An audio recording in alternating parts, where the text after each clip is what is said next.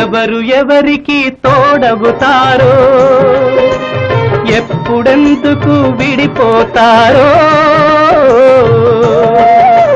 మమతను కాదని వెళతారు, మనసే తాలని ఉంటారు. ఎవ్వరి పయనం ఎందాకో అడగదు ఎవ్వరిని, బదులే దొరకదని. అడగదు ఎవ్వరిని, బదులే దొరకదని. ఓ బాటసారి, ఇది జీవిత రహదారి. ఎంత దూరమో, ఏది అంతమో, ఎవరు ఎరుగని దారి ఇది, ఒకరికి సొంతం కాదు ఇది.